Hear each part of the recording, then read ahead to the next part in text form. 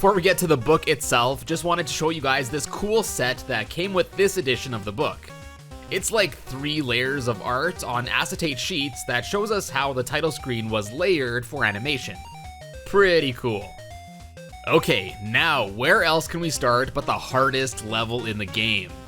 Turns out this level, with a high IQ learning curve that has bested some, was initially planned to feature the characters platforming over tools and materials of an artist, such as an artist's stool, boxes of paper, etc. The idea was the start of the game would have been like the start of an art project. Pretty fitting, no?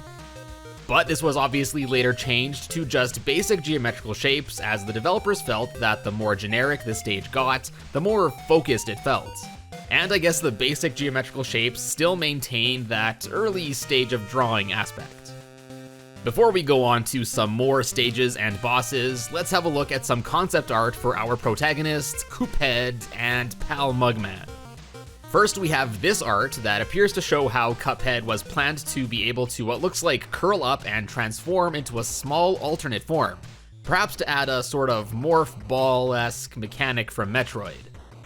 Then, based on this concept art for Cuphead, it looks like the straw in his head was definitely planned to play a much bigger role in the game.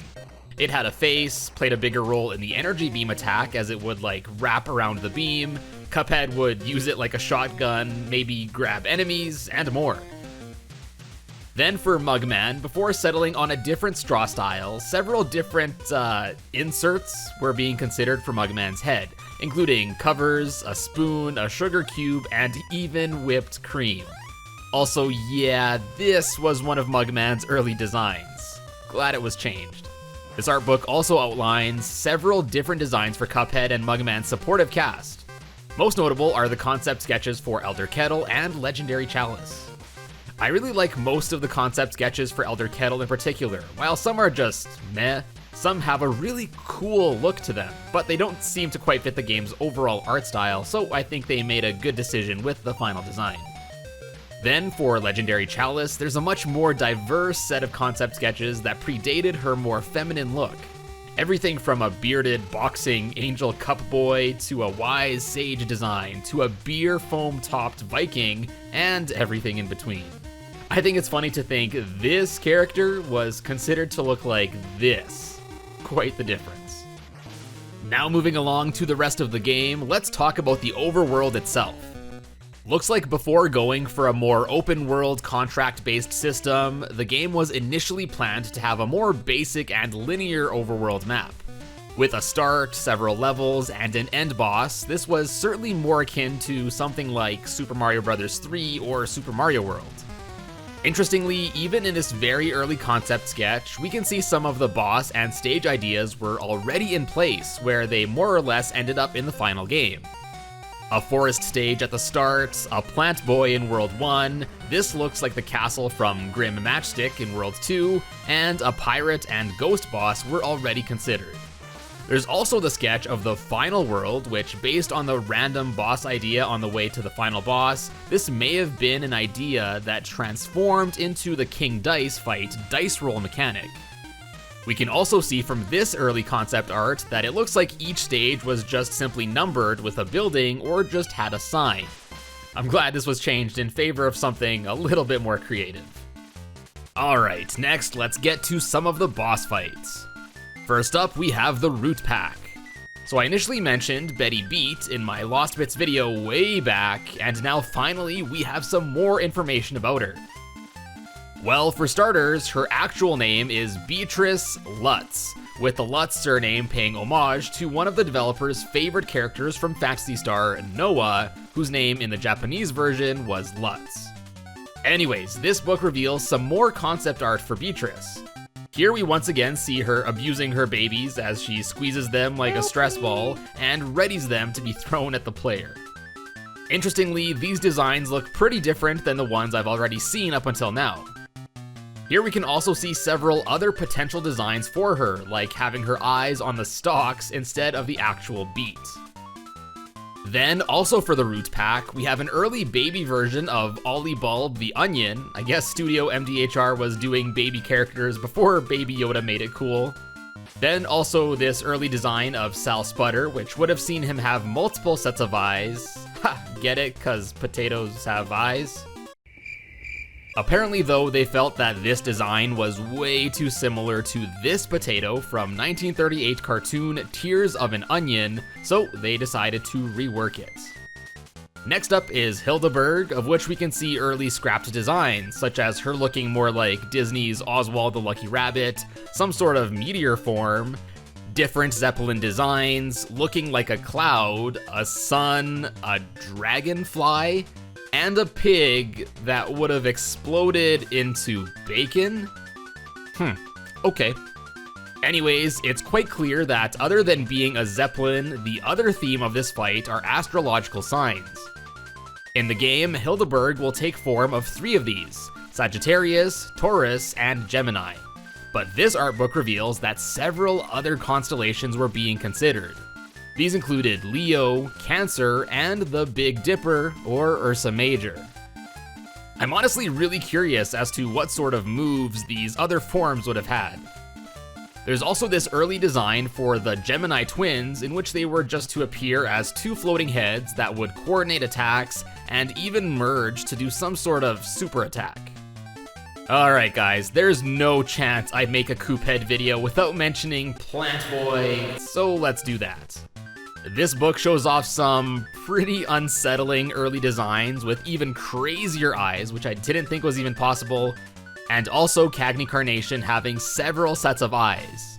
Yeah, I'm certainly glad they went with this and this instead.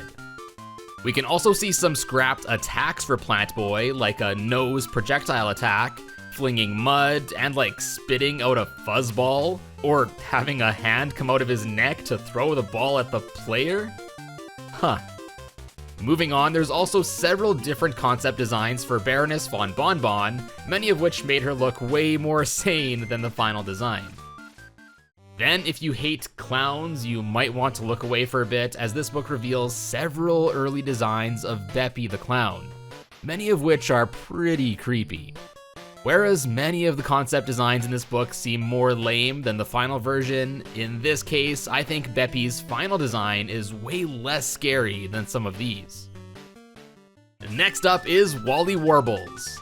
Here again are several scrapped design ideas for this fight, like it involving a flying turtle instead, a turtle on top of another turtle, who is then on top of a bird. Then, I guess once the bird idea was favored, we can see other scrapped ideas like this being the Zeppelin-themed fight, multiple holes in a birdhouse, the bird being inside of the ground beneath a birdhouse, which I think is quite a creative design. Then there's also several scrapped attack ideas like shooting a laser by spinning his head rapidly, a worm laser, a split head laser, firing missiles, and shooting an attack out of the bottom and top of the birdhouse. Then there are also some scrapped ideas for the fodder enemies in this fight, like a sort of bat, a drill-beaked bird, a bird with a bow and arrow, a flying dog with a bone sticking out of its behind, a spike ball with wings, and a little bird with a spike hat thing. I gotta say though, none of these early designs even come close to how awesome literally just strapping a nail to the top of a little burb is. For Captain Briny Beard, here we just see a scrapped phase in which several fish would chow down on him, transforming him into a spooky, scary skeleton pirate. Next, this isn't scrapped or anything, but in my video where I ranked all the bosses in Cuphead, many of you were saying that the ghost mice in the Werner Vermin fight were mere projections, but the developers here say that they are in fact the spirits of mice still trapped inside the cat's belly. Oh yeah, and the cat's name is apparently officially Katzenwagen. So yeah, since Katzenwagen is actually a machine being controlled by Werner, I guess since he did eat those other mice, that's pretty catabalistic. Alright, next, this book shows off several early designs for Dr. Kull's robot. And the developers here also reveal that initially the robot was planned to be distinctly female before going for a more genderless look. Calamaria also had several scrapped concepts like different headgear, including some tiaras and a crown. She was also experimented with looking pretty swole and sporting a tattoo, I guess more so going for a Popeye sailor look. and also wielding some different weapons like a sword or an anchor. This book also outlines the process the developers used to determine a color palette for a character. They would basically place them on a background and play around with the color schemes until one looked best against it. So yeah, here you can see some other planned color palettes for Cala Maria. Then up next, one of my personal favorite fights in the game, the battle with Sally stage play. Now I've talked a bunch about this particular fight in my previous Cuphead videos, and that's because not only did this stage have a bunch of content removed from it, but some of it was actually brought back in a future update. And I'm happy to announce that this book reveals even more content that didn't make it into this fight. For starters, we got some concept sketches for the toddlers from the second phase, which suggests that maybe they were once planned to play a bigger role than just throwing milk bottles at the player. And also there are several early designs here for the nuns that were once scrapped but later did get added. And to quell all the naysayers, yes, the nuns are in fact throwing rulers, not crosses, at the player. Anyways, back to the main fight. Apparently the fight was initially planned to have even more branching paths than the one we got. One of these would have been a turn of events in which the husband would have died and she herself would have become a nun. And then another scrapped alternate path was one in which the priest that pops up in the background in the second phase once in a while would dress up as Cuphead and apparently cause all sorts of trouble. Now I think that would have been pretty funny to see. Also, from these concept sketches for the backdrop, it looks like several other ideas were toyed with, such as what looks like some sort of dungeon or mad scientist laboratory, and what looks like either a torture chamber or maybe a magic show. But based on this guy's expression here, my bet is on the former. Now onto the last segment in the game, let's start with King Dice. First, we can see that there were several moves for King Dice that were considered, but ultimately scrapped. These include King Dice spinning his head and shooting projectiles, swiping at the player, singing musical note bombs at the player as he closes his hands together slowly, other musical note projectiles, clapping, teleporting around, a big dice head slam, a pirouette dash, playing what looks like a clarinet, some drop dash kick attack, and slapping down at the table. In the final release, King Dice really has only one move, which is kinda disappointing. So it's unfortunate that all of these moves were scrapped, as it looks like the King Dice fight was once planned to have a bigger emphasis on music. I suppose this may have been a time before the King Dice fight consisted of several other sub-boss fights within it, so to make the fight not overly long and complicated, I guess they needed to cut down on his moves. And speaking of the sub-bosses, the concept art here makes it appear that enemies like Mangosteen, Chips Bedigan, and others were once just planned to have been smaller enemies in this fight. I guess the developers felt that it made more sense to flesh out these designs into their own proper sub-boss fights. Here we can also see early designs of the walking playing cards and yet another scrapped card attack in which it looks like the cards would fly up or down at the player. And lastly, for the King Dice fight, this book includes a literal behind-the-scenes look at the background of this fight in its unobstructed entirety, which I thought was pretty cool to see the small, normally unseen parts on the bottom. Now onto the final boss of the game, the Devil. Here, once again, we can see early scrapped concepts for the Devil's chair, as well as some scrapped alternate designs of the Devil dressed as what looks like a businessman, a king, and a jester. Then there are also some scrapped designs of his ram form, which, I'm not gonna lie, he kinda looks like Cusco to me. Unfortunately, this art book doesn't spill much info at all about the delicious Last Course DLC that is still upcoming as I'm making this video. It even still lists the upcoming bosses as Untitled Snow Boss and Untitled Mountain Boss. But it is still really cool to see some concept sketches for them both, as well as Miss Chalice and Chef Saltbaker. Guys, I seriously can't wait for this DLC to come out. And lastly, I just wanted to show you guys a quick glimpse at the many smaller NPCs and run and gun stage enemies that were scrapped. There are a lot of really cool ideas and unique designs here, but of course I understand it's unreasonable to include this many different enemies, so it makes sense why some of them had to be cut. But let's give them a bit of a moment in the spotlight here.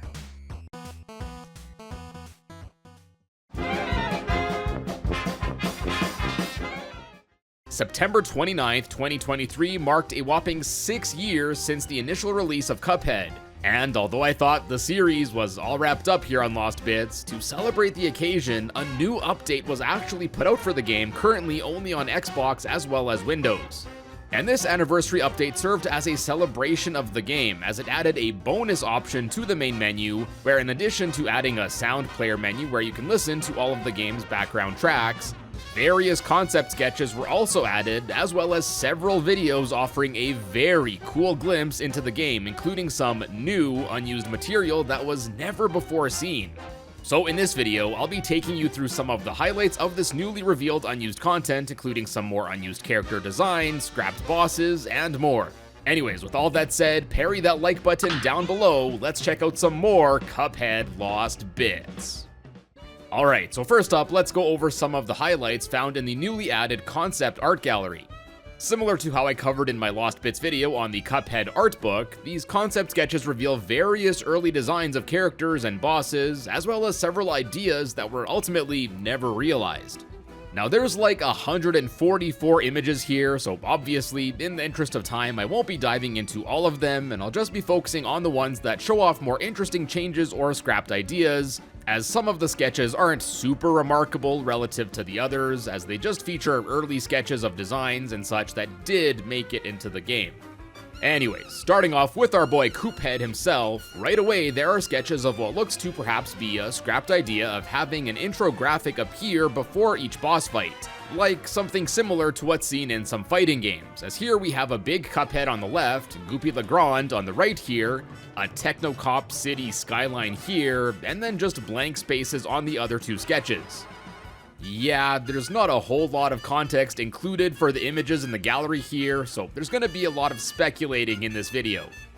Then next we have 4 unused ideas for Cuphead's animation when entering into a stage. There's Cuphead, I guess, solidifying from some liquid that would be poured out into the level, him spawning in pieces and then magically reassembling, Cuphead being beamed in by a spinning ring that looks like his signature red and white straw. There's a sketch of him dropping down into a stage on what looks like one of the stars that's seen in the fight against Sally Stageplay. And then lastly, there's another plan with the spinning ring, only here it would act like a portal and would simply just have Cuphead jumping out of it into the fray. Then next, there's surprisingly actually more interesting stuff for our pal Mugman here. First, there's a whole bunch of ideas for Mugman's animations, again presumably for when starting a fight. In order as numbered on these sheets, there's Mugman doing one-handed push-ups, an animation where his eyes would count down like the start of an old movie, him puffing up and gorilla punching his chest. There's a sketch of both Mugman and Cuphead taunting an enemy, an arm spin intro, Mugman drawing some eye black under his eyes like a football or baseball player. There's him doing a crane pose like in Karate Kid, him adjusting his gloves, him having a winding up mechanic on his head that would seemingly wind up at the start of a match. There was an idea where Mugman would hold back an enraged Cuphead, Mugman tossing in a mouthguard, him ripping open his shirt to reveal an M, obviously a reference to Superman. There's Mugman doing the hand in jacket pose that Napoleon is often portrayed doing, which is a pretty obscure thing to reference for this game. And then there's also Cuphead and Mugman having whatever liquid is in their heads boiling as they're seemingly quite unhappy here. There's then actually another sheet which also seems to feature intro animations, and here we got Mug doing some stretching before a fight, which did end up being used in the game. Him doing a backflip, inflating his arms to get swole, doing an old school boxing taunt, and then blowing up a bubblegum bubble, and I guess the cups were to exhaust a gas lighter than air, as this bubble would cause him to float for a bit before ultimately popping. And the scrapped intro animations don't end there either, as there's also him plopping out of a large straw that would bounce up to the ceiling before spitting him out. And then, what looks like an idea based on Mario's entrance animation from Super Smash Bros., here Mugman would come out of a straw from the ground, but then here the straw would, I guess, shrink down and then plop back into his head. Then finally, other unused ideas here include him having his head screwed on, him spinning his head on his finger like a basketball, his straw acting like a fuse for his head exploding like a bomb for some reason, Mugman innocently tying his shoe or meditating with a bird on his head, him assembling from various parts like we saw earlier with Cuphead, him smelling a flower, playing with an airplane, walking with a little duck friend that would seemingly get scared away by whatever enemy would have been encountered, and then finally there's Mugman getting distracted by a butterfly that would fly around him. Now finally, moving on to Miss Chalice, first there's a cool mock-up where sketches of her were overlaid on a screenshot of the fight with Captain Brinybeard, I guess as an early test to see how she would look in-game. Then for more unused ideas, there's a pair of sketches for plans for Miss Chalice's dash move, the first of which would have had some sort of fire-looking trail effect, and then the second one which had a sonic boom-like thing at the front suggesting that maybe the move was once considered to actually deal damage. Then next we can see several design ideas that were drawn up for Miss Chalice's mini-plane form. The wide range of designs here seem to bounce back and forth between a more Chalice-based design or one more so going for a pilot cap look, and some of them going for the cartoon dog-like face that was ultimately chosen. And interestingly, despite there being so many different designs here, none of them are exactly like the final design that the developers went with. Then next, there are some unused ideas for Miss Chalice's super attacks. We got one that, similar to the Ghost Stampede one in the final, would have spawned in a Miss Chalice spirit where ideas for it included some sort of projectile attack, a multi-arm move, or summoning either 3 ancient chalices to do a hard projectile attack, or a bunch of floating heads to again do another projectile attack. Then it looks like Miss Chalice herself was also sketched with having a heart projectile attack in this sheet that explored different conceptual designs for her, including a butterfly-like fairy, or a design with her using a spear with some more traditional angel-like wings. And these different designs were also refined in this sketch where we can see the various different styles mocked up. There's her with butterfly, fairy, and angel wings, different outfit styles, her using a wand of some sort for a magic attack, a spear, as well as a bow. I don't know, some of these ideas really seem like they would have made for some fun gameplay mechanics. Then next, we also got several unused designs for soldiers and such that would have presumably appeared as part of Miss Chalice's Ghost Stampede move, including a dog pot thing, as well as a bullhorn. There's actually a mock-up of the previously mentioned 3 Ancient Chalice super attack here in the fight against Mr. Wheezy, where we can see the trio throwing their respective spear, and although it looks like it would functionally be pretty similar to the Ghost Stampede, visually I think this could have looked pretty sweet. And then finally, we have yet another mock-up of what looks like a super attack where the ghost of Miss Chalice would possess her body. It looks pretty unsettling, so I'm not surprised that this idea didn't make the cut. Next, we got a whole page dedicated to King Dice, and first off, we can see various early concepts for the hub area of the boss fight, including a more board game-like layout, a roulette game where the player would have to parry a lever, a slot machine-based game where the player would again parry a lever. There's another spinning roulette-style idea, an alternate view of the game board where King Dice, a skeleton, an old-timer, and Sans would look on, and more. There's also this sketch, which not only shows off an early idea where each of the mini-boss battles in this fight would share the same backdrop of the Dice Man performing in the background, but we can also see that this appears to be a sketch of the card mini-boss fight that was scrapped from the game, which we went over in my first Lost Bits video on Cuphead. Also, based on the Dice Man name here, it looks like these sketches were made before the King Dice name was even decided on. Then we also got sketches of various early ideas for mini-bosses here, and on top of bosses that did go on to make their way into the final game, like Chips Bedigan, Pippin Dot, and Mr. Wheezy, there are also more ideas here, like a penny attack, some sort of weird happy face eye thing, a rolling wheel from a slot machine, and then also, once again, the scrapped king card from the card boss fight, as well as these card suits that would also have presumably been a part of that fight. Then next, after another sketch which looks very similar to the final design, just with a different board that Cuphead would actually walk on instead of it just being in the background, there's a mock-up of the background that did end up being used in the final cut of the game, but what's drawn on it here is pretty interesting. Not only is there one less heart space here, and the order of the bosses are different than how they're seen in the final, but there's also a pair of bosses on this board that aren't there in the final version. First, there's this flower-looking boss that I guess resembles Plant Boy, and then all the way at the end is Calamaria.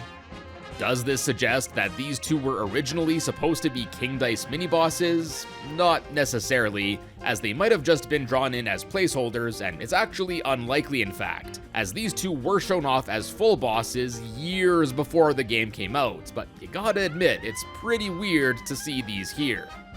Then after seeing a few concepts for how King Dice would guard the way to the devil, including another large dice block, a bridge, as well as a giant hand, presumably the devil's, it's on to the next page that's dedicated for the devil himself. Although mostly just early designs for the devil's ram and spider-like forms, there's one concept sketch here in particular that stands out as it appears to show a different idea that was pitched for the final fight. The devil and his chair would have been several times larger than how it's seen in the final game, and then the player would have had to climb some platforms in order to reach the seat part of the chair to be able to shoot at the devil. And the idea here was that you could only stay up here for a short time, as the devil would flick you off, and then you'd have to do this repeatedly, as various devil minions would also spawn out of the chair. Although I quite like the devil fight that's seen in the final game, this idea seems like it would have been very interesting both from a gameplay standpoint as well as just visually. And then, moving on to the other final boss of this game, we can see various early concepts for Chef Saltbaker. There's him just being a human, almost looking like Mario, a design where he would have had a wheel of cheese on his neck and the head would have been an egg apparently, one where he would have been a fox or something, straight up just a mushroom head, and finally there's this design of him being an extra thick fella. Other sketches here include a Salt Bay pose, some amazing programmer art of the chef holding, Cuphead? Yeah, I'm sorry, that's just a red line and some squiggles. And then similar to the other bosses, here too we can see some scrapped ideas for this fight as well.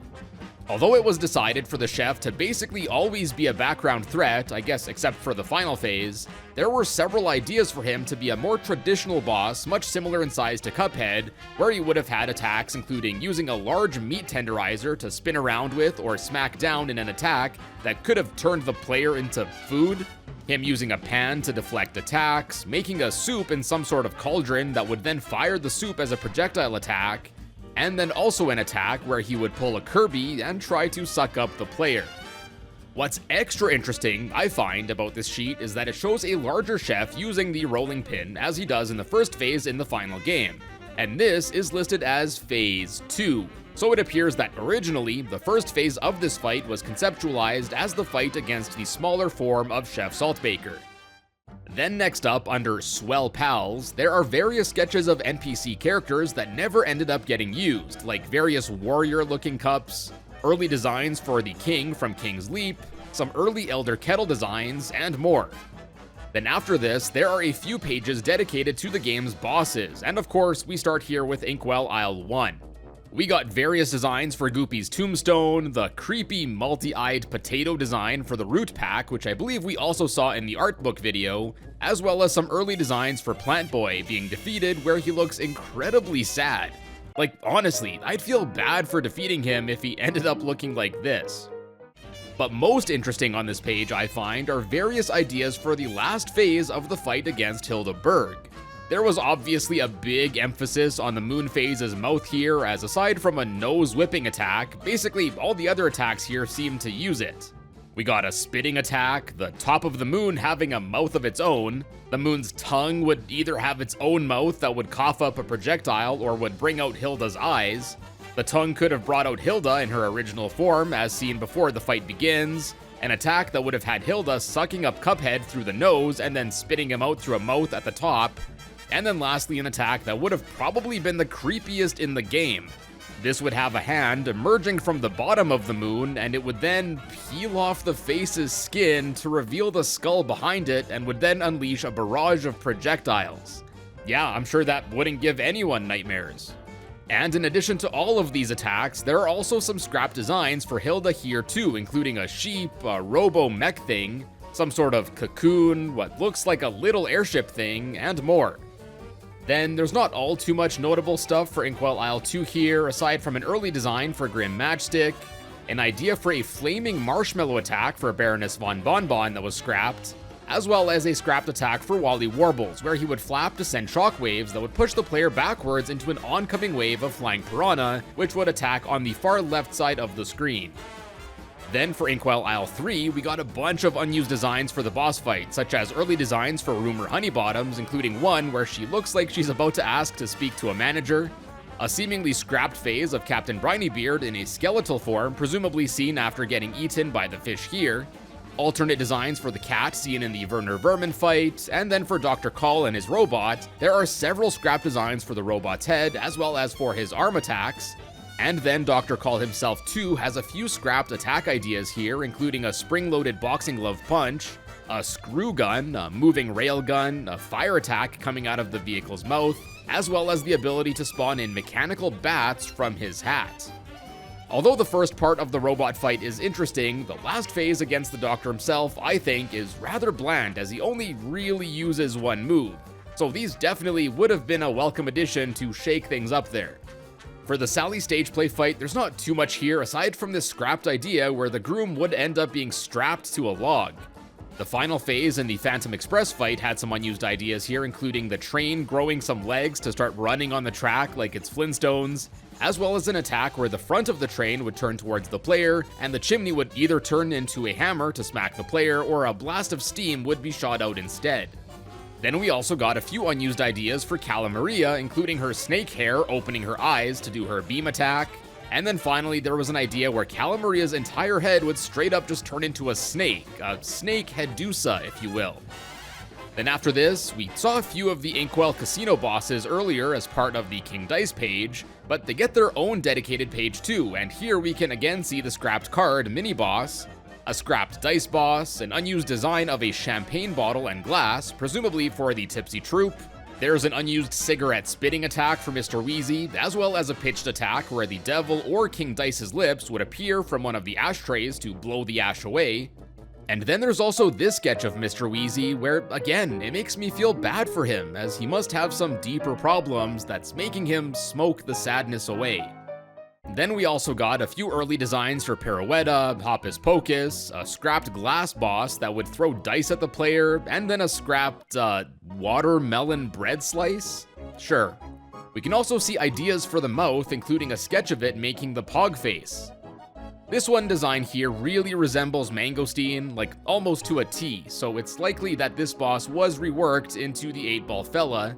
Then there are also a few scrapped attacks for Fear Lap, including throwing some large balls, cards, as well as some coins. And the entire aesthetic of this fight in these sketches looks different too.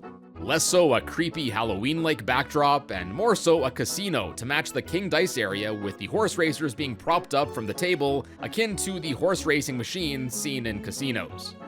And then lastly on this page are several scrapped ideas for the Mr. Chimes fight, including several death animations like him saluting before being dropped, him diving, being spun by the claw, falling apart one piece at a time, straight up just being eaten by the claw, as well as him just decapitating himself with his symbol. Yeah, I can see why that one wasn't chosen.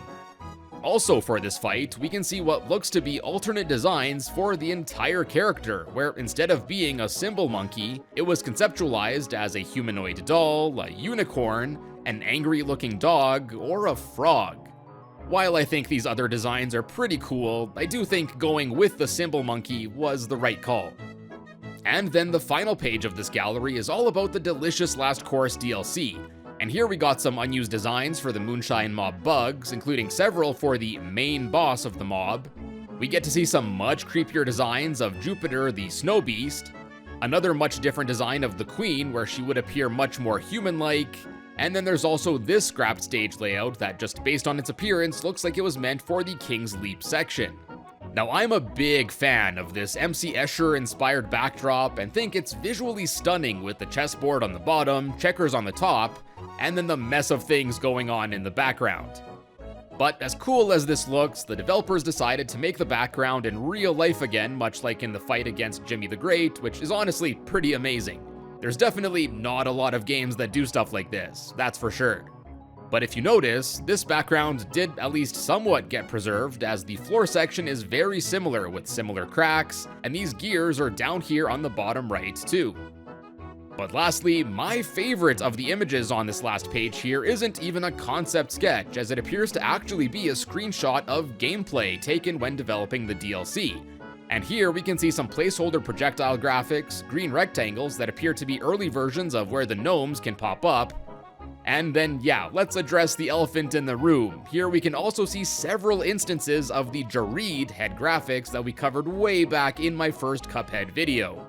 Here, the ones with a Cuphead-style body appear to be placeholders for the gnomes that can pop out of the ground, and then these other ones, including the two yellow-tinted ones, are for something else. My guess would be the other gnome attack from the giant's mouth, where they cook up some gas projectiles in their cauldron.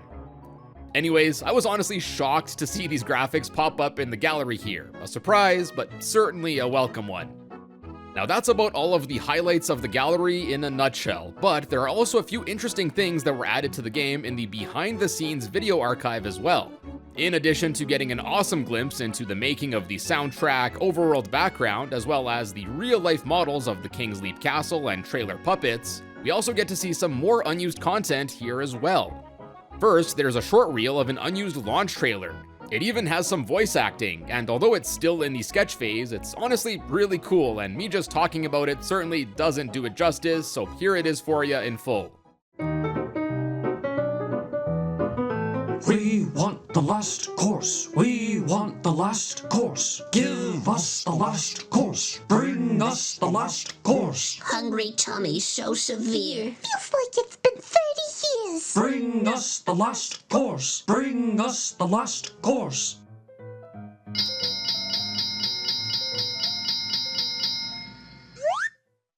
It's here, the delicious last course. And then last but absolutely not least, there's a video here that includes a metric butt ton of early and unused animations. And here we got way more than I was expecting.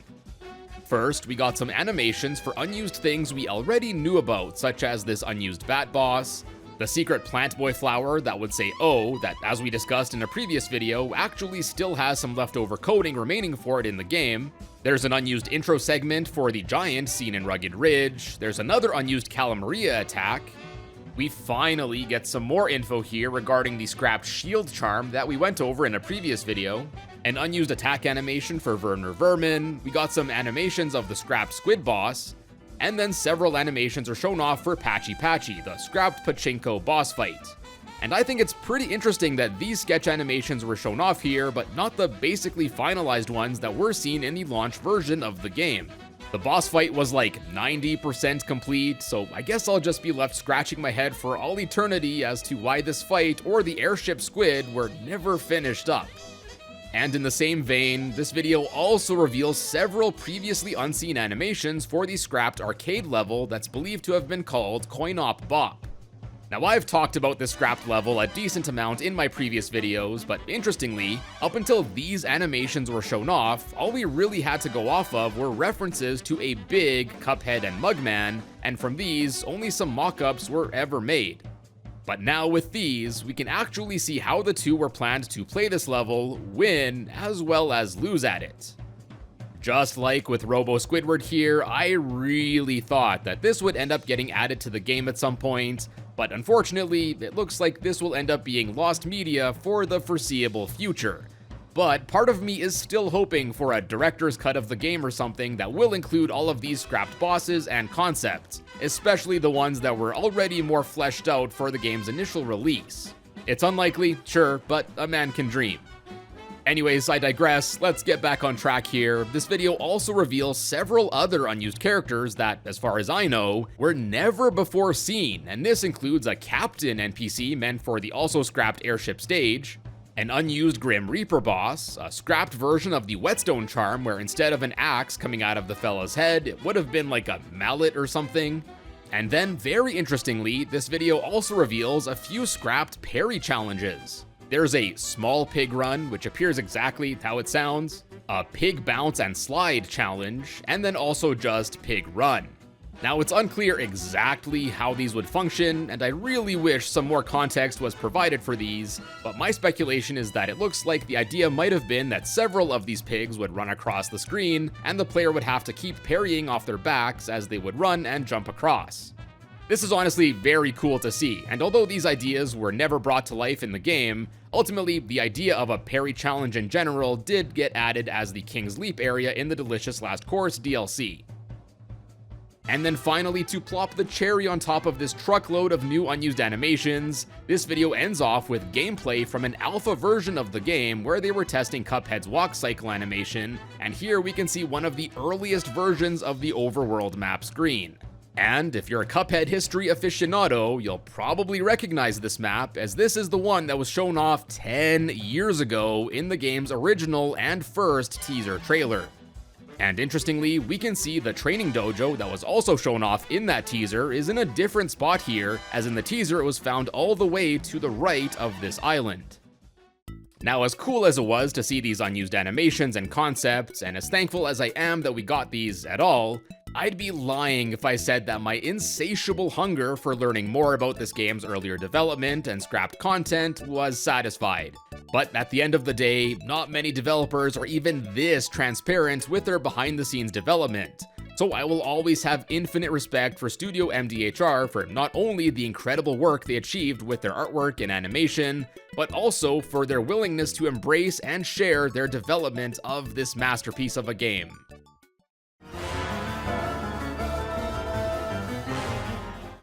Seven years after the original release of Cuphead, we have a second art book that was made, mostly featuring the new content that was added to the game in the Delicious Last Course DLC.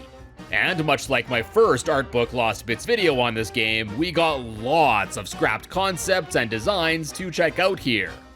Now, of course, I won't be going through every single detail in this book, but if you'd like to check out the book for yourself, I'll have an affiliate link for it in the description below if you want to pick it up and support me in the process. Anyways, with all that said, parry that like button below, it's time to check out some more Cuphead art book Lost Bits. Alright, so for this video, we'll be focusing on the Delicious Last Course characters, areas, and bosses that were added to Cuphead, or featured more in the DLC. And although at first I thought I'd cover everything in one video, there's actually a section in this book for the levels that were cut from the game, and I thought there's enough there to warrant a standalone video, so stay tuned for that in the near future. But for now, let's kick things off with Miss Chalice herself, who was added as a new playable character in the Delicious Last Course. Now, if I recall correctly, we've already seen a few unused stage entrance concepts for Cuphead and Mugman in the 6-year anniversary update to this game. But here, we got some for how Miss Chalice would have made her way into a level from the astral plane. And we also have this very crude early sketch of Cuphead, like angrily looking at the astral cookie, which I thought was pretty funny. Anyways, yeah, some scrapped ideas for Miss Chalice entering include a straw hoop dropping down which would seemingly warp Cuphead out and Miss Chalice in, a similar idea where the loop would suck Cuphead or Mugman up before dropping Miss Chalice in, a warp hole that would appear and suck up Mugman here and then Miss Chalice would plop out. Similarly, a hole would appear below Cuphead and after falling in, Miss Chalice would have climbed out. We got a scrapped idea where a hand would have emerged from the portal to grab Cuphead or Mugman and pull them in, before the warp hole would then just entirely transform into Miss Chalice. And then there are several sketches for different astral plane portal designs, including my favorite, a fourth wall breaking idea in which a hole would be punched out of the paper on which the characters were drawn, which I think would have been pretty awesome to see. Next, in the 6th anniversary update to Cuphead, we got to see some scrapped designs of Miss Chalice in her plane form. And in addition to those again here, we also actually get to see some scrapped designs of her when transformed into the Rocket Super EX attack. And here we can see the rockets in different shapes, having a different number of fins, different designs, thicknesses, and more. And honestly, I really do like some of these other designs. Then after those, we got scrapped ideas for Miss Chalice's other super arts, like her spiral pillar where some spirits would have appeared. We got several scrapped designs of Miss Chalice's shield pal, including some looking more friendly than others, and then there's also these 3 sketches. Then we saw some early sketches of Miss Chalice's ghostly barrage super art in the 6th anniversary update, but we also have some more of them here, as well as including a scrapped idea that we also saw in the 6th anniversary update, in which originally, it looks like the plan for Miss Chalice's 3rd special art would have had her teaming up with some of her spectral ancestors. And this book actually reveals another scrapped idea for the 3rd super art, in which the plan was for Miss Chalice to transform into a different form, and then the player would control this new form as she would move around the screen and blast away at enemies.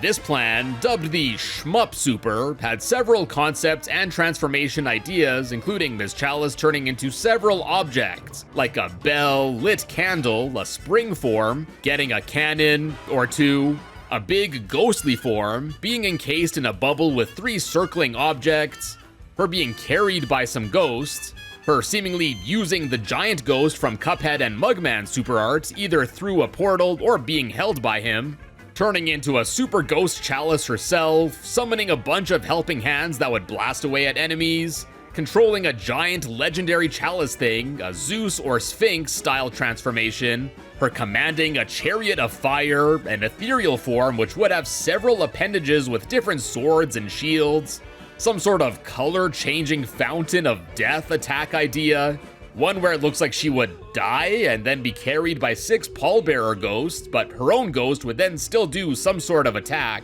And then, probably my favorite, a scrapped idea where she'd jump into the mouth of a pelican and then mount a machine gun to start blasting.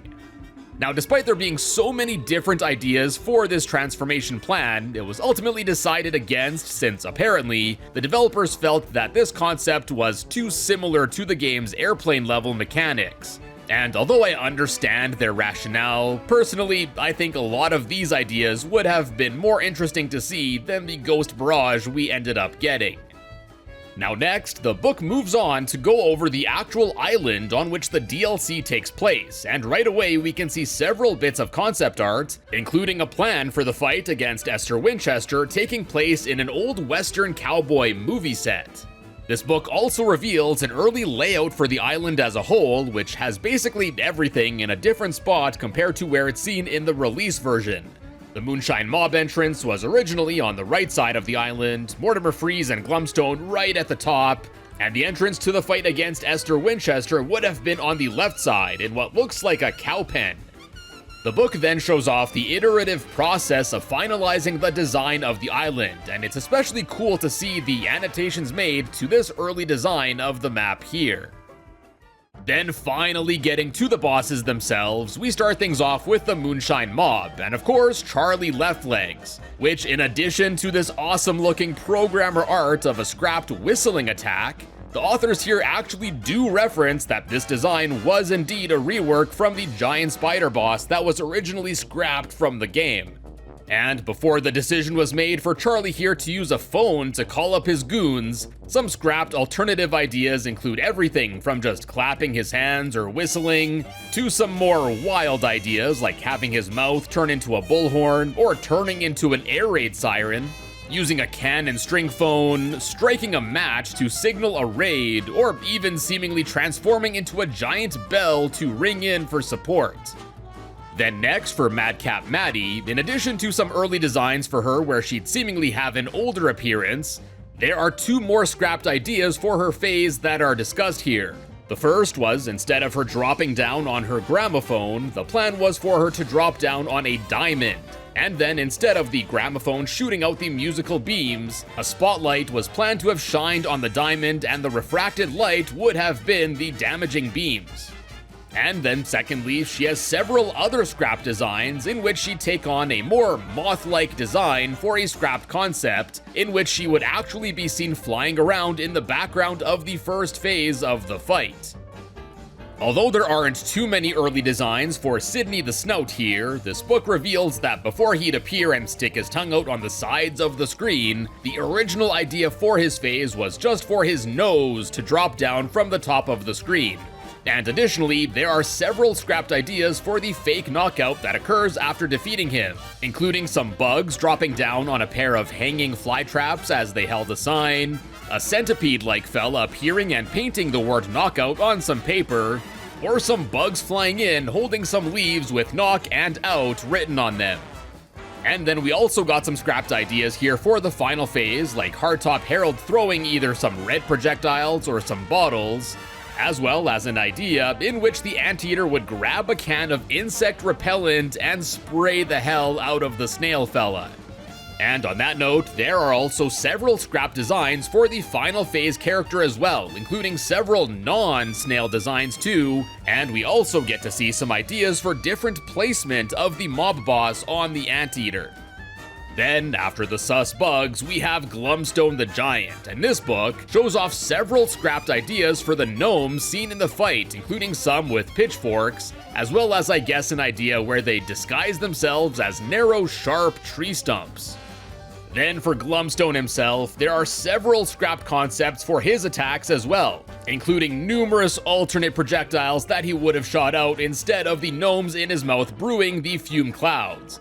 And these include blowing hairballs out of his nose, shooting projectiles out of his fingertips, bats emerging from a cave in his mouth, what looks like some lava bubbles hopping out of a lava pool in his mouth, bugs being shot out of his teeth while gnomes would throw bones, a rather creepy idea where his tongue would have a mouth of its own, having his nose turn into an airport from which some planes would take off, using his bottom teeth as posts for a slingshot, or even pulling the mountain on his head down to reveal volcanoes, which would then shoot out some projectiles of their own, and more. Another interesting idea seems to have been for some gaseous bubbles emerging from his mouth, which look like they'd come in a variety of types, including rock, lightning, as well as fire.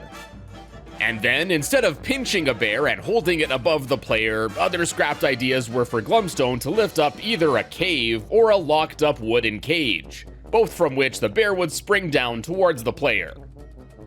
Then, before moving on to the second phase of this fight, this book also reveals a scrapped secret in the game in which the player would have been able to catch Glumstone sleeping if they made their way to him quickly enough as the battle started. And then for the second phase with the hand puppets, although I definitely think going with the designs of the Devil and King Dice was an awesome choice, this book reveals several other scrapped design ideas, including them just being gnomes, Cuphead and Mugman, or some creepier designs where they take on a more human puppet-like design. And honestly, if these were chosen, these may very well have been the creepiest things in the game. There's actually several other puppet design ideas here too, including a knight and I guess a damsel in distress, various different animals, some more humans that look way less creepy than the previous ones, and more. Some of these are super derpy and I love them. And then for the final phase, there's not all too much here that we don't see for the fight itself, but instead of just being taken right to the last phase after Glumstone gobbles the player up, there was actually an idea for there to be a playable segment in which the player had to actually make their way down Glumstone's digestive system, which was scrapped due to apparent pacing issues. Here we can see concepts of fighting the stomach wall, and then instead of the skeletal salamander fellas that are seen in the final phase, this book shows off some other ideas for the platforms there, including them, well, not being skeletons yet, some inflatable rafts, as well as barrels of toxic waste. And then the last thing for this fight I want to touch on here is that this book shows an early background for the first phase, in which instead of being on a mountaintop, it would have started out at the base of what looks like a gnome village, as we can see their dwellings in the background's large trees, which I thought was pretty cool. Next up, we have Esther Winchester from High Noon Hoopla, and of course, we have various early designs for her as well that were scrapped, such as her wheeling around on roller skates, having a rifle or snake gun to, I guess, shoot out projectiles, and more, which certainly gives her more of an evil bandit look than how she appears in her final design.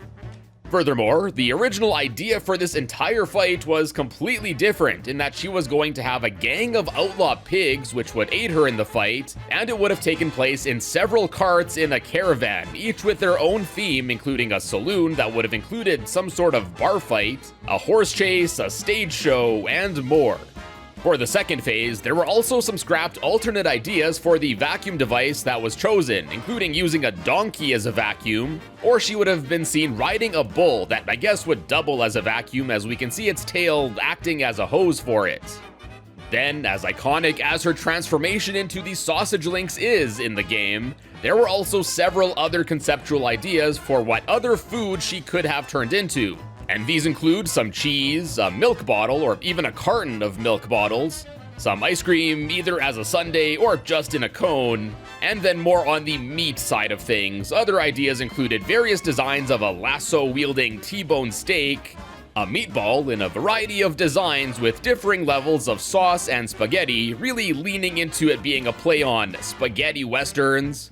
And then ideas incorporating several different cuts of meat include her turning into a barbecue or smoker, which would have her using burgers, sausages, and steaks as attacks. There's a rather creepy idea for her to have turned into a meat monster comprised of various types of meat, even as far as having her hat made of meat as well. And then there's also a similar design where she'd be turned into various meat on a spit, which honestly, I think is my favorite design out of the bunch here. Something about it just looks so wacky that it's something that could only be pulled off in Cuphead. And apparently, the original idea for the third phase was that it was going to consist of 3 sub-phases, with Esther transforming from the T-bone steak to the meatball, and then finally to the sausage. But ultimately, of course, due to time constraints, with this being one of the last boss fights to be finished for the DLC, only the sausage phase was kept. And then, for the transition to the final phase of this fight, before being chosen for Esther to just jump into the can, other ideas included a sentient sheriff jail fella to have wrangled her in, or a hungry cowboy monster would have gobbled her up, both of which would have then seemingly transformed into the can of beef sausages. Next, let's take a quick break from the main bosses and switch gears to talking about the King's Leap mini-bosses, and starting with the king himself. One scrapped idea was for him to actually take on a human appearance, instead of looking more like a chess piece, as well as another idea where his design would mostly just consist of his head, including an idea for him to just have been a throne himself. The design of the actual floating castle also underwent several iterations, with many ideas being considered and scrapped, including it being a pentagonal shape, more of a rocket design, an upside-down castle with the upwards-facing side appearing like a chessboard, and more. And then there were also several scrapped ideas for when you enter the castle, as well as how the player would enter each of the battles, including different door designs, statue representations of each of the different chess pieces, an idea where they'd be represented by some stylized mirrors, several doors that look like portals to other areas for each fight, doors with each piece labeled. There was an idea for a more open area with giant statues representing each fight.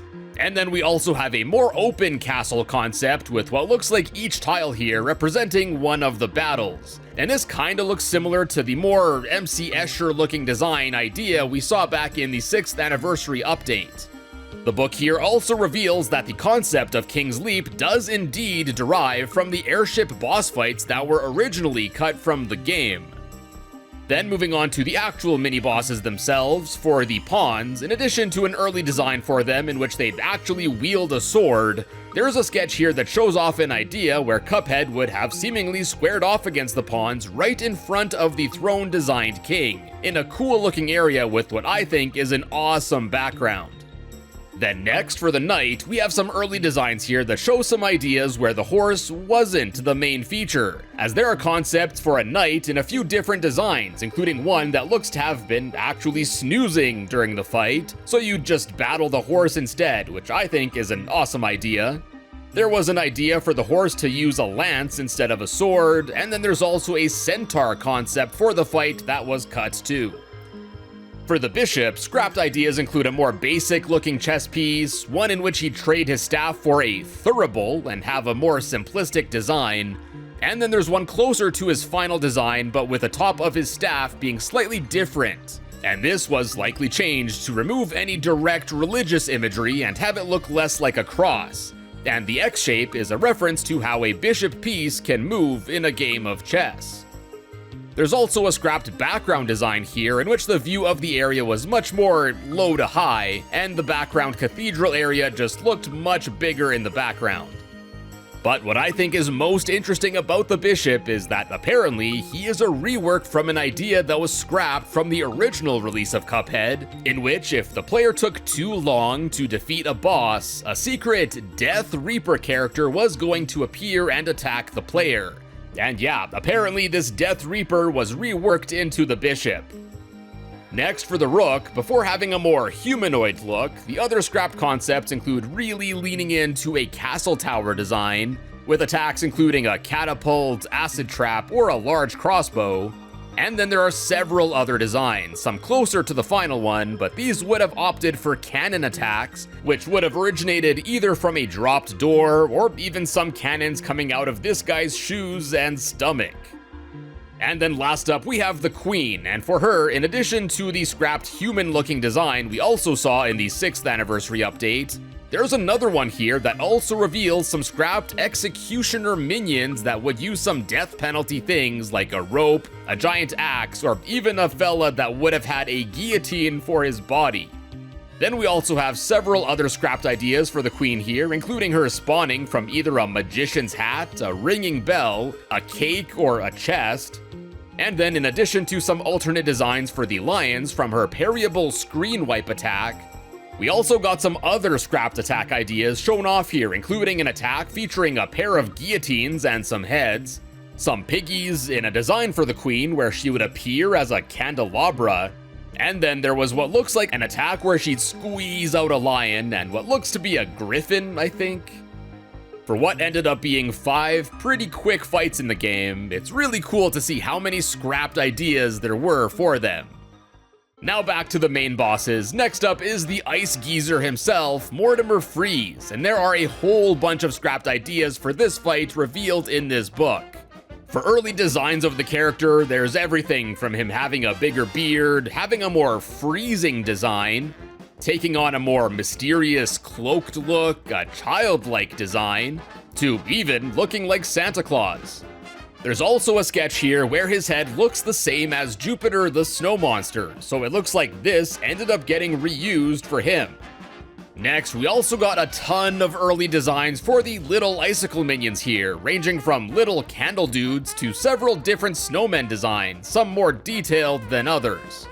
In addition to those, there are also some sketches here of several scrapped attacks for the first phase of this fight, including a mouth emerging from Mortimer's belly that would spit out projectiles, him like splitting in half, ripping his skin off to reveal his skeleton, or even getting split apart by some ice hands, which honestly would have been pretty wild to see.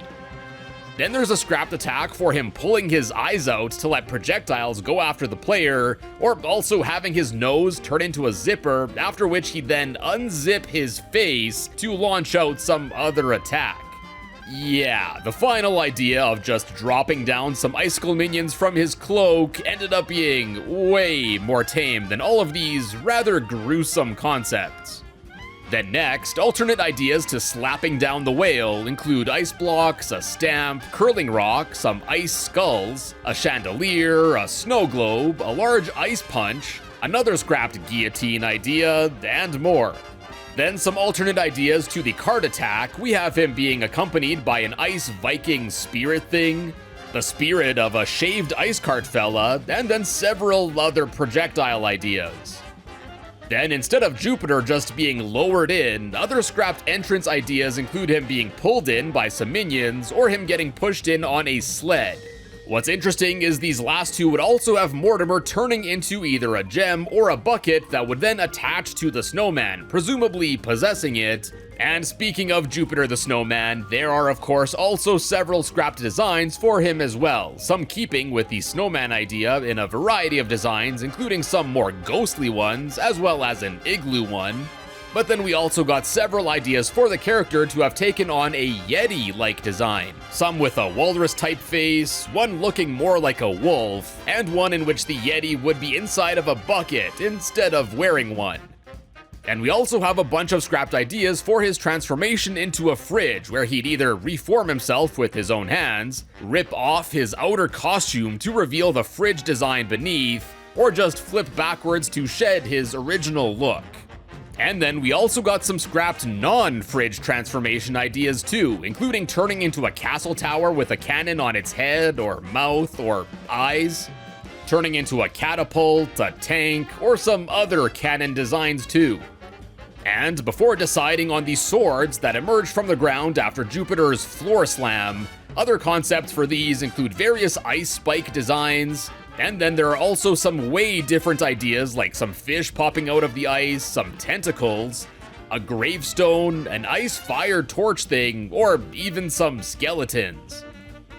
And then for the final phase, there are some other scrapped ideas and designs here for Mortimer's appearance. Non-snowflake designs include a low polygonal head design, I guess maybe a reference to Andros from Star Fox, a hot, or I guess cold air balloon, a helicopter, some castle tower designs, his head being made up of dozens of minions, and even a scrapped idea for the phase in which Mortimer's head would have split in two, and then the player would have to blast at him on both sides of the screen. And then, I guess after the decision was made to go with the snowflake look, several designs were conceptualized with different faces and designs for the points around it. And lastly, although we do see the ice cream stand in the snowflake's mouth during the ice cream attack in the last phase, there were a few other designs for the stand, including it being an ice cream truck as well as a smaller cart. Next, we have the fight against the Howling Aces, and for starters here, there are actually several early designs for the plane which the characters would ride on, some even having a face suggesting that the plane itself would have been a sentient character as well.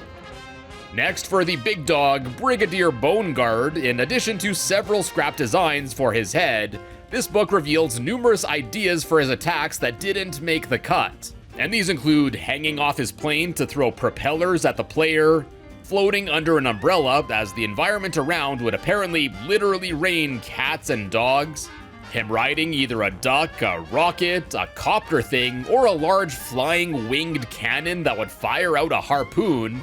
There's a tongue and a dog tag whip attack that were scrapped, and here we can also see an early Brutus name for this dog.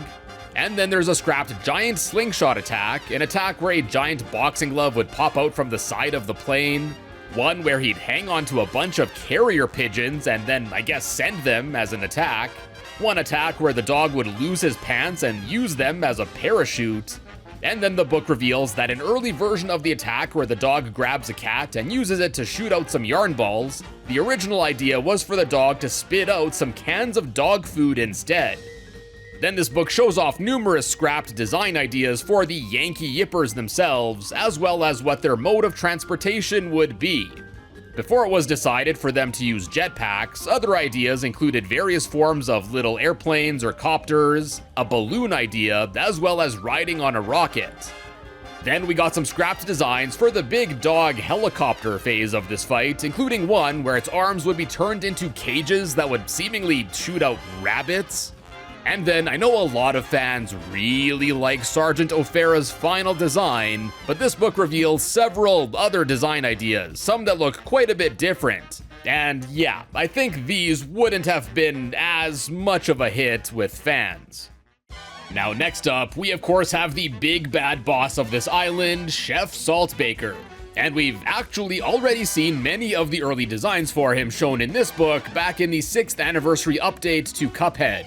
But things we didn't see there for this fight include some early designs for the dough attack where they'd be seen like more generic looking blobs instead of animal crackers, an idea for the limes to have been watermelons instead, I guess.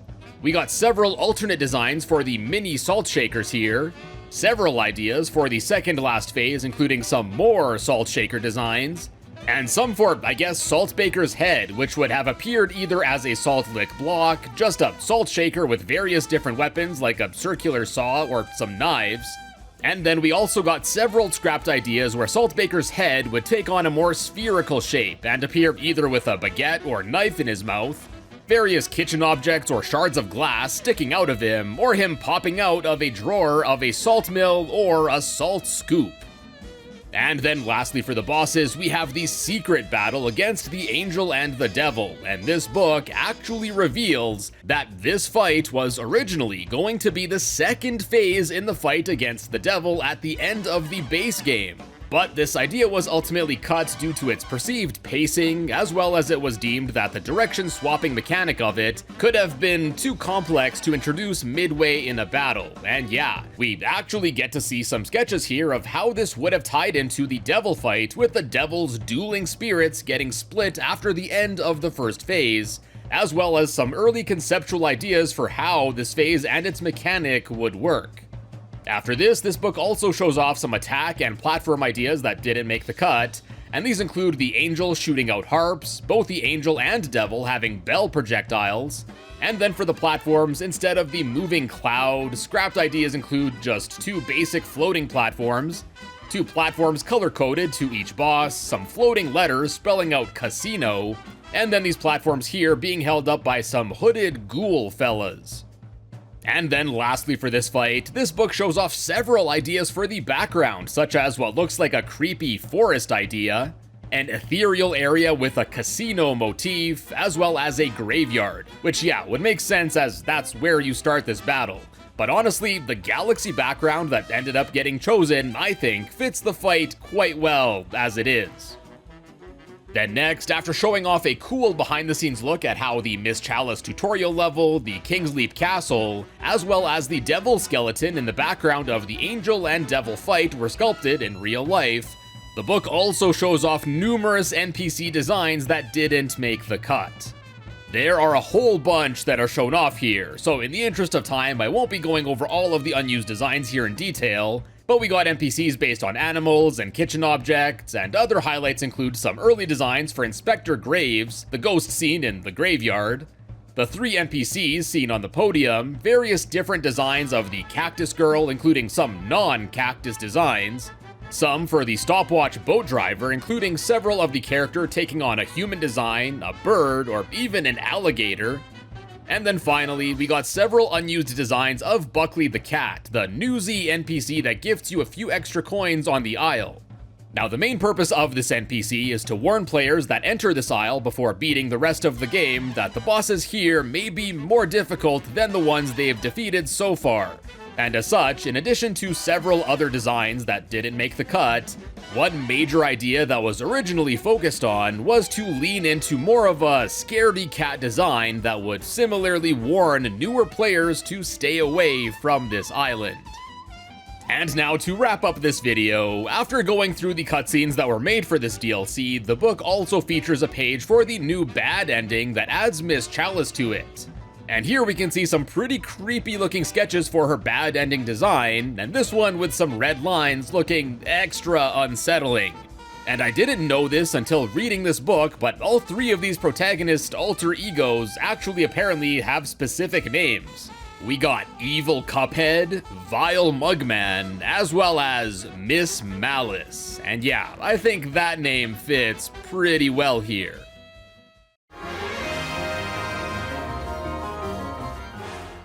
Alright, let's get right to it and dive into the lost levels covered in this book. And the book starts us off by going over the airship stage that was shown off in early gameplay teasers for this game, but never ended up seeing the light of day in the final cut. The book also confirms that these airship battles would have been parry-only fights, and that the idea for this was reworked into the King's Leap bosses that were added to the DLC. Now, interestingly, the original idea was apparently for this airship to touch down on the Isles when the players would have met some sort of secret criteria. Now, we've already seen and gone over some unused animations for the airship captain that we saw back in my video covering the 6th anniversary update, but this book shows off various other early concept sketches for this captain here, including various different head designs, a bunch of ideas for his outfit, and then quite a few sketches for some of the animations that were planned to play in the background of a battle on the airship, including him steering it, cheering or doing a twirl as apparently a victory pose. And then on the opposite side of things, we got some ideas for what he'd do if the player won the battle. Then, after seeing some concept sketches for the airship, including some early art for the background that was going to be used in the fight, as well as what the airship would have looked like when it would have appeared in the Inkwell Isle overworld maps, the book also actually shows off several ideas for various creatures that the player could have battled against on the airship. We got everything here, from a bowling pin fella, some flowers, a thing with teeth that would slam down, several sketches that look similar to the octopus design, so perhaps alternate ideas for it, some fish, and then some other ideas that are just hard to describe. And apparently, the concept for this was that all of these creatures that you'd fight here on this airship would have been from the captain's collection of rare animals and creatures that he'd collect from the most remote and foreign places in the world. Although I think the airship and a bunch of these ideas are pretty slick, I'm just glad we did end up getting this concept added to the game in the form of the King's Leap, instead of it getting cut completely. Like the Tower of Power concept. Now, as I covered in a previous Lost Bits video on this game, there were actually leftover remnants of this Tower of Power left over in the game's code after the DLC released. And just based on what was left over, this appeared to be a boss rush mode of sorts that was cut from the game. And well, this art book actually shed some more light on what it was supposed to be. And yeah, much like I theorized, it was actually going to be a boss rush, and not just that, but it would have also incorporated roguelike mechanics. Basically, the concept was that the players would enter this Tower of Power, and then players would have to fight bosses that would increase in difficulty every battle, and after each win, the player would be granted a random weapon or charm, and there would be some sort of retry and remix tokens that would have been awarded for getting what would be considered high-grade wins. Now, the idea for this Tower of Power was to revitalize the boss fights from the base game in a new way, but unfortunately, although the devs did deem this mode pretty fun, they assessed that the additional art that would have been required for it would have been too much. So they instead decided to divert more attention to the new bosses added in the DLC. As you've been seeing, this book shows off various bits of concept art for this mode, including how the player would start it, how they would ascend, different ideas for the tower itself, including it being a tree, a hellspire, or it taking on a casino look, and it looks like this may have been how the weapons and charms would have been awarded, and more. It also seems like there were plans for there to be cutscenes for this mode as well, with Cuphead and Mugman approaching the tower, getting seemingly tricked by the devil to starting it, to another idea where the tower was going to be a living thing itself that would need the Cup fella's help evicting the enemies inside of it, which were making the tower sick. Honestly, I think it's a real shame that this mode was cut. Now, I do think Cuphead is pretty replayable as it is, but this would have only added to it. And with roguelikes and lights being pretty popular, I could see this mode being quite popular in the game too. Now next, another thing we saw back in the 6th anniversary update to the game were some scrapped animations of pigs running for some sort of unused parry challenge. And well, this book actually sheds quite a bit of light on this too, as it reveals that this was going to be a scrapped stage that would have been referred to simply as Pig Jump. And apparently, plans for this stage actually predate the game's run and gun levels, as this pig run is credited here as being the origin of the run and gun stages. Now, apparently, the initial plan for this game was for each isle to have a single bonus stage where the player could earn some extra coins, and this pig jump would have been it for Isle 1. Now, basically, the idea for this stage was for it to be an auto-scrolling platforming challenge for the player with the task of making it to the end, while parryable piggies would run towards them. Although we did end up seeing auto-scroller sections in the run and gun stages in the final cut, the idea of this pig jump level was canned early on, as the devs, at the time, saw that the magnitude of work required for an autoscroller was pretty daunting, so they decided to scrap this concept and focus more on just the run and gun stages instead. But yeah, pretty cool to get some more insight into this pig jump, as well as some concept art for this mode to see what could have been. Then next, one bit of Cuphead scrapped content that's been popping up in seemingly all of my Cuphead Lost Bits videos since 2018 is none other than Patchy Patchy, the scrapped pachinko-themed boss fight that actually had a partially put together fight left over in the earliest builds of the game when it first released. And this book actually dedicates a whole 3 pages to this guy, which for a scrapped boss ain't half bad. Here we can see some early concept art for the stage, as well as for Patchy Patchy, and then the authors actually reveal that Patchy Patchy here was planned to have appeared as a secret boss in the King Dice battle, where if the player were to defeat all 9 sub-bosses leading up to King Dice, the start over tile at the end would have flipped over to reveal a secret 10th number.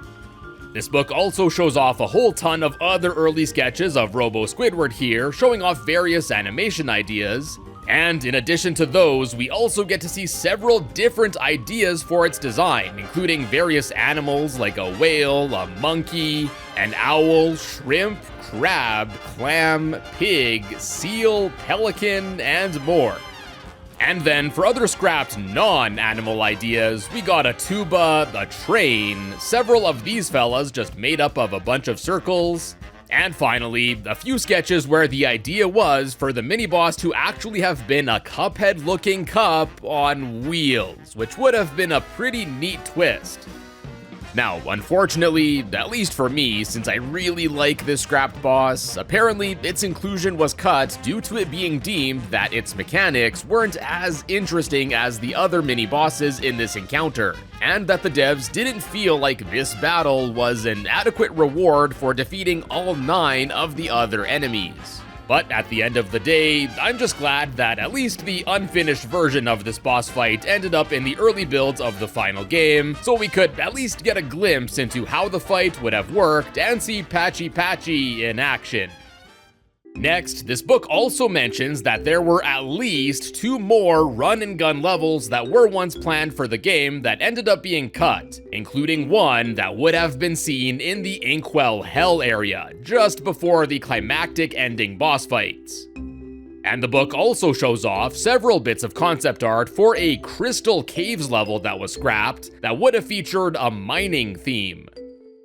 And then last up for the lost levels featured in this book, we have of course Coin Op Bop, another bit of content that was scrapped from this game that I've been covering in several videos since 2018.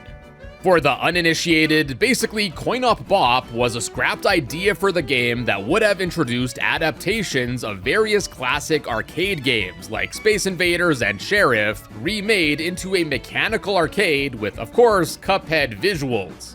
Here we get to see an awesome glimpse into the ideas that were once planned for this Coin Op Bop mode. We can see some art of Cuphead and Mugman playing an arcade game, the Devil and King Dice playing Cups of Rage 2, seemingly a reference to Streets of Rage 2. Then we have various concepts, including a game involving Calamaria, Goopy, various ideas involving steam or air power, like some game inspired by Balloon Fight. And then other conceptual sketches here include ideas for a platforming game, a side-scrolling vehicle shooter, we got an idea for a beat-em-up game, a top-down shooter, what looks like a rail shooter, an idea that was to be inspired by some classic puzzle games, there's an idea seemingly based on Frogger, there's a dungeon crawler, a game based on asteroids, and much, much more. We also got concept art for some scrapped robot fellas, as well as some other ideas for how the arcade games would function, including various ideas for them utilizing scrolling backgrounds. And we talked about scrapped tower ideas already earlier, but here we also see some ideas for Coin Op Bop being an arcade tower, where Cuphead and Mugman would either ascend the tower as they'd complete the games, or the tower would progressively get destroyed and lowered instead. Then, this book shows off some more concept art for the arcade machine itself in a style closer to what we've seen in some other sketches of it that were revealed over the last few years. And here we get to see ideas for how it would track the player's score, a life meter, and even some sort of gauge for a score multiplier. And to wrap it all up, this book also shows off what appears to be a finalized, or at least near finalized look of the arcade machine. And this very well may have been what we would have seen as the backdrop had Coin Op Bop been added to the game. It absolutely pains me every time I have to talk about this getting cut from the game, as I think this would have been such a cool thing to see. And I was really hoping it would have been added in the DLC, but alas, I guess it was just destined to remain a piece of Cuphead lost media forever. Now, I think it's super cool that this book shared so much info for these scrapped levels here. And although we did get a lot for some aspects, I'm honestly pretty surprised that there's not a single mention of the unused light or card bosses. Especially considering that leftovers from their fights even made it into some early builds when the game first launched.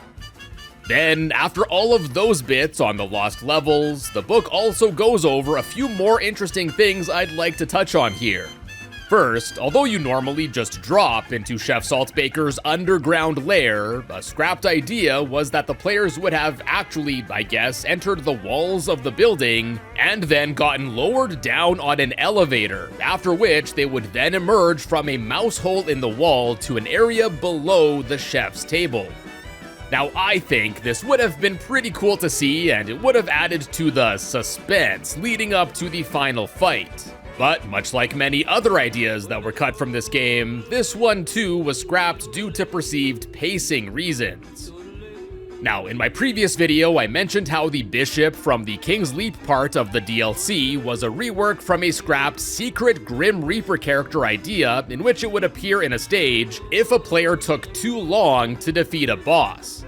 And as some of you have mentioned, although at the time no context was given, there were animations shown off for a scrapped Grim Reaper character in the 6th anniversary update to the game. And this is very likely to have been that same secret time limit boss that was cut. So yeah, just wanted to connect the dots here as well. And before we move on, just wanted to give a shout out to my channel members like Sanyo and Danker96 that keep the channel going. If you'd like to help support the channel and get some nifty channel perks, check out the join button below for some more info. And now, last up for this book and this video, it goes over some miscellaneous art and of course a few more cut ideas. In addition to showing some art of the achievement icons as they're seen on Steam and on consoles, we also get to see some early sketches of a bunch of them. And among these sketches are actually some alternate designs, as well as even a few achievements that didn't make it to the final cut. The latest sensation achievement icon used to have either a new banner on it, a coin, or a star instead of an exclamation mark. The decadent achievement was originally planned to be called Almighty Grail instead. The checkmate achievement icon has this alternate version here. There's an alternate design for the Alive and Kicking achievement. The King's Admiration achievement for completing the King's Gauntlet had an early name of Endure, and there's also this alternate icon for it. And then for the A Horrible Night to Have a Curse achievement that you unlock by defeating the Angel and Devil, instead of featuring the graveyard at night, there are several early designs for it here, where they would have featured the devil in the shape of a pillow, a cloudy night sky with a moon, either full or a crescent moon. We got a design featuring an owl, as well as one featuring what looks like some sort of creepy hand, or perhaps just a tree branch that looks like one or something, as that would be on brand with some of these other ideas. And then for the achievements that didn't make it into the final cut of this DLC, we have Sniff It Out that would have been awarded to the player for finding the secret phase in the fight against the Howling Aces. Blown to Itsy Bitsies was going to be unlocked by defeating the Moonshine Mob Spider with the detonation of one of the bombs in the phase. Nothing Left on Your Plate would have been obtained if the player defeated every boss on Expert. And finally, No Stone Unturned would have been unlocked after the player found and completed every single secret boss phase.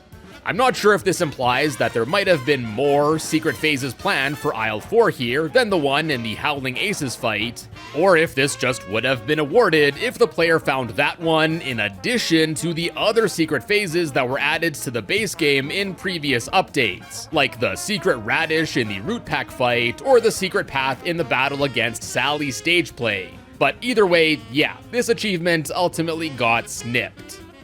And then, after the achievements, the book also shows off some concept art that would have appeared after obtaining the Wonder Tart ingredients after defeating the DLC Isles bosses. And these actually show us some much different designs compared to what we got in the final release of this DLC. For the strawberries, instead of being in a gnome hat, scrapped ideas for them include them being in a minecart, just laying in front of a mountain, or around a pickaxe. Instead of being in a money bag, ideas for the limes would have had them near a lantern, being taken out of a safe, around a wagon wheel, around a cow skull, or in its mouth.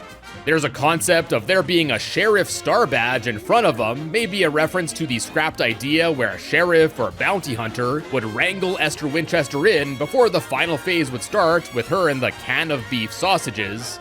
And then there's also an idea for the limes to be piled up in a lasso.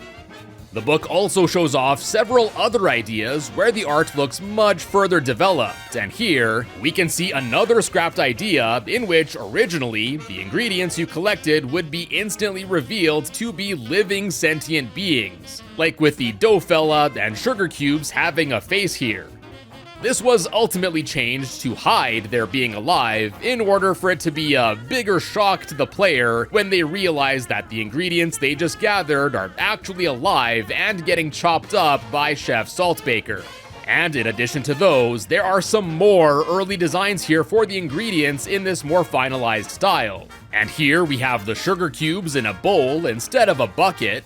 Instead of just the pineapple in a dog food bowl here, we actually have two different ideas. Either the pineapple grenades being found in what looks like an ammo chest that would have, I guess, come out of this wooden crate, or another idea where a living pineapple plant would be growing out of the dog food bowl. For the strawberries, there's yet another different idea where there would be a single large strawberry in a minecart with a gnome. There's an alternate idea for the cow skull idea from earlier, where we can see a living lime cowboy standing on top of it. And then lastly, in addition to all of those, we also get to see a scrapped idea for the Wonder Tart recipe being a living thing as well. And as we can see in this art, it looks like it would have checked off the ingredients for the recipe as you'd collect them after each fight. Which honestly, I think is a cool idea, but I can see why this could have been deemed unnecessary and could have slowed down the pace of the game. And then last up, the book also shows off some early sketches of various items for Porkrind's Emporium, both for the used ones as well as some items that were seemingly cut from the game.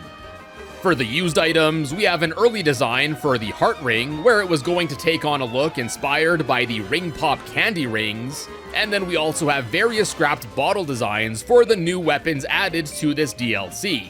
And here we can also see what looks to be either an early design for the newly added Converge weapon, or a different weapon entirely that, based on this icon, would have seemingly just tripled the regular pea shooter. If this is an early icon for the Converge weapon though, I can see why it would be changed, as the final design conveys how the attack works much better. Additionally, the book shows off some seemingly early weapon and charm icons in this what looks to be a mock-up of the loadout menu. And I say mock-up since the Converge icon is in the super slot, which doesn't really make sense. Anyways, here we can see unused icons of a hand and a heart that looks similar to the pea sugar charm. And based on this, despite being in the weapon slot, this looks to be an early icon for the heart ring, which heals the player after getting a certain amount of parries in a battle. And then secondly, there's an icon of what looks to be a tornado, which I'm assuming is an early icon design for the twist up weapon, as it shoots out tornadoes when used. Then after all of that, the book also shows off various items meant to have been seen in Porkrind's Emporium that didn't make the final cut. Now these include a buckler that looks pretty similar to the Heart Ring's final design, a first aid kit, some medicine, a box of chocolates, a strawberry sundae. Then we got various insignias in a trio of designs. There's an unused crown item, an ankh, as well as a broken sword, which based on the eye here may have been an early idea for the broken relic charm. There's not really any commentary given about these items in this book, so unfortunately, we're just left to speculate as to what benefits these items could have offered the player. But even so, some of these designs I think look really cool, so I certainly hope we learn more about them at some point down the road.